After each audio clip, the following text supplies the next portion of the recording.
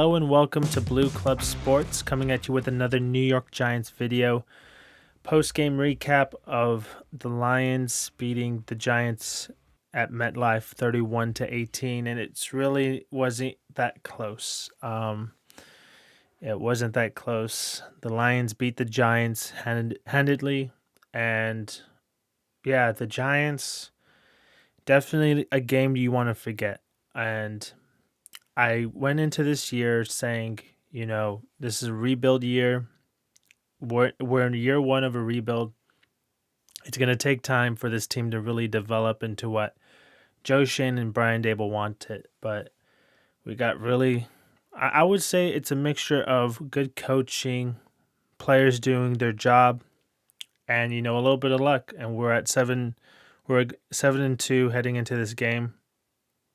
We could have been first place in the NFC East. Things don't pan out the way we wanted to. The Eagles won in Indy.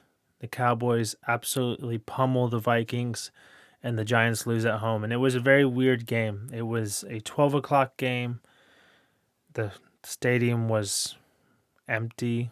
It was like the Giants.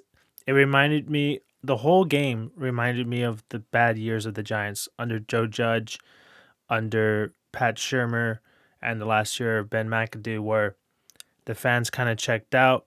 I'm not sure why the stadium wasn't sold out. I know it was really rough weather, and I'm the last person to call out the fans for not supporting the team. There's financial hardship. The weather's bad. I get it. I'm not here to say, but it was just a weird atmosphere when watching it on TV. It was just weird in general. But a lot of the play reminded me of the dark ages. Players of receivers dropping the ball, easily catchable balls. They drop, plays fall apart before they can develop. And Daniel Jones did not have a good game, but it's not solely on Daniel Jones. There was some plays that I was like, dude, what could he have done better? It was the pocket collapsed around him, and it was just very worrying play. It's very worrying if you expect this team to be a good playoff team. You expect them to do something, then this is really worrying. But for me, I've always said this is year one of a rebuild. We need to pump the brakes. Yes, I'm happy the Giants are winning. I'm happy the Giants aren't mediocre. I'm happy the Giants are respected. But this was a game that it was a wake up call, and it's very likely on Thursday on Thanksgiving we're going to get another loss, and I think we are going to get another loss, and it's going to be the first losing streak under Brian Dable, and it's going to be very interesting the following game to see what the Giants do, to be honest, because it's just not looking good.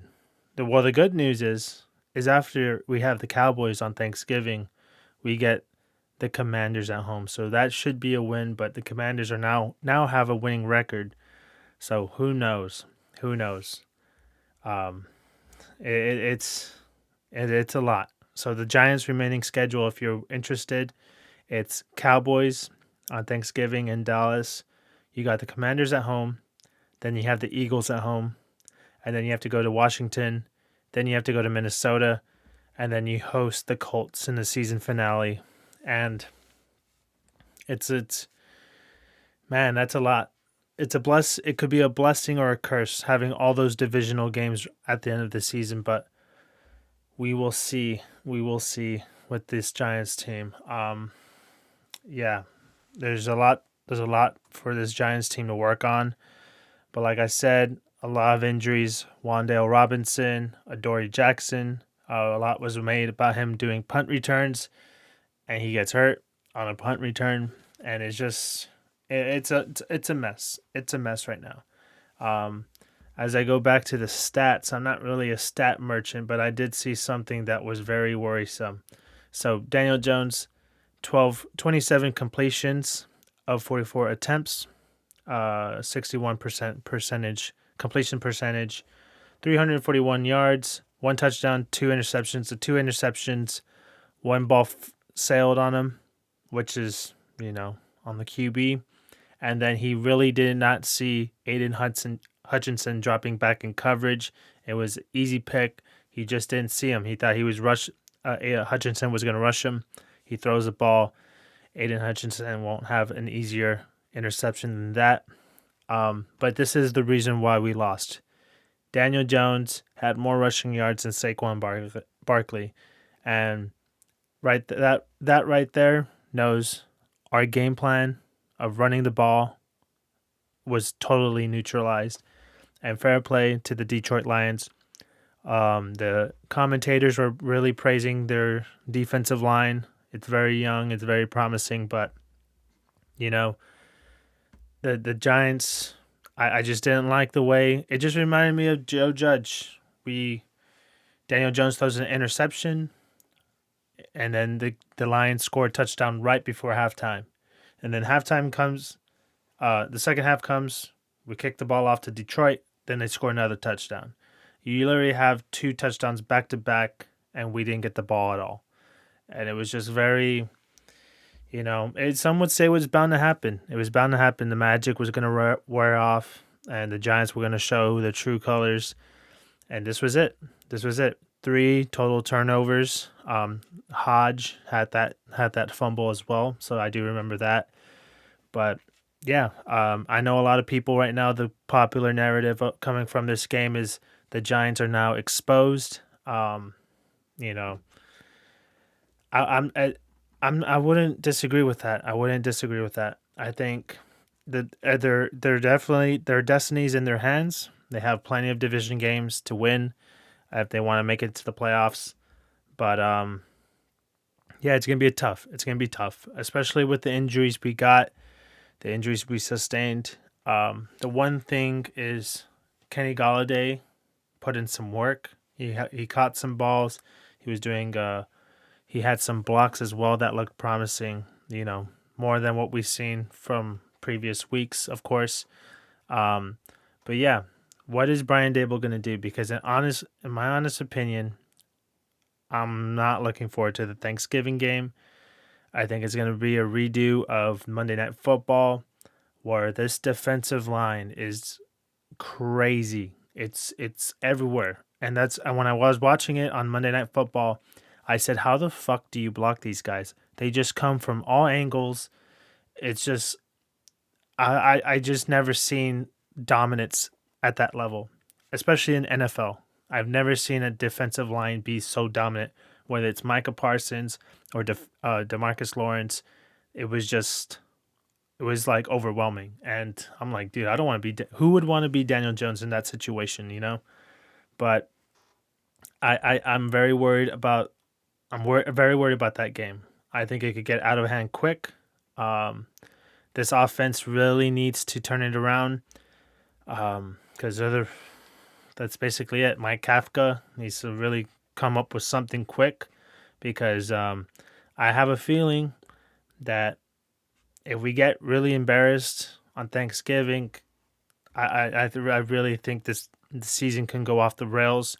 If you're in the mindset that that we should be in the playoffs, we're a playoff team, it could go off the rails. For me, I'm happy for what I've seen so far. I'm glad Joe Schoen and Brian Daboll are running this franchise, basically. I don't lose any faith from this game. It's bound to happen. We do not have a great roster. We still are strapped for cash when it comes to salary cap because of the greatness of Dave Gettleman. And yeah, I think this it's only going to get better. Things are only going to get better, and that's why I would be pissed off on this game in previous years, because this is Dave Gettleman's 3rd year or whatever, and we're still shit.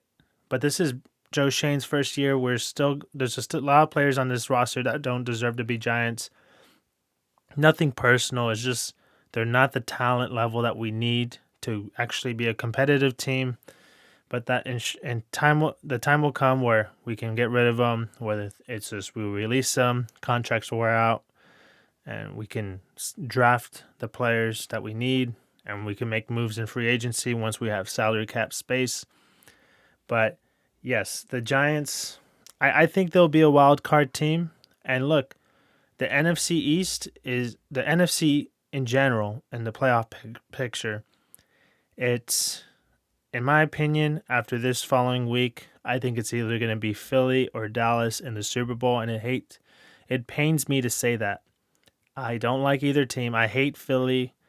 I hate Dallas, but not as much as Philly. But I just don't see who's going to be challenging for the NFC. Maybe San Francisco you can throw in there. Tampa Bay, I don't know. Tom's playing really good since he's been divorced, but I would need to see more of that for me to be a buyer into them. But yeah, I think the playoffs for the Giants would be amazing. It would be actually a miracle in my opinion, but we'll see what happens. And of course, I'll keep you guys updated. I'll definitely have a post-game video for the Thanksgiving game, and hopefully, and I'll be doing post-game videos for the Giants every week, whether it's the night of Sunday night or it's going to be Monday the next day.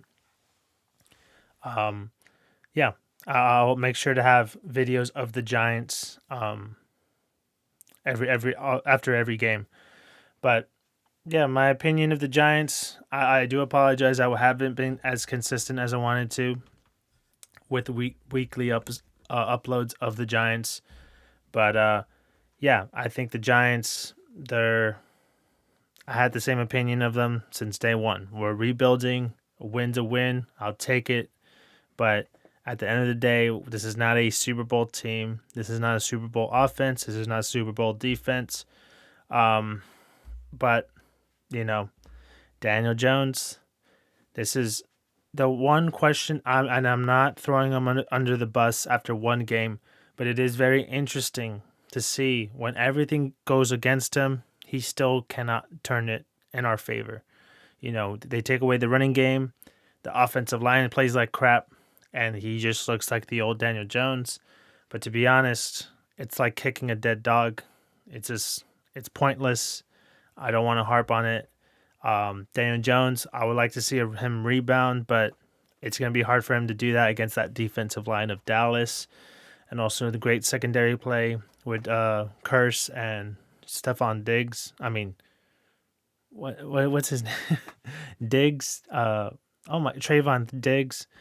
I'm confusing him with his brother, but yeah, that's the real test. If Daniel Jones can come out and not look overwhelmed and he looks like a professional quarterback on Thanksgiving, then I'll be very surprised and I would be impressed.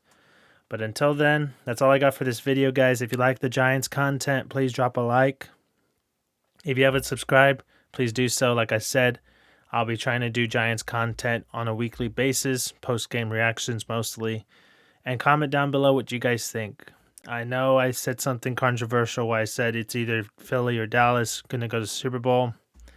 I hope that's not the case, obviously, but I just think that those teams are built to win.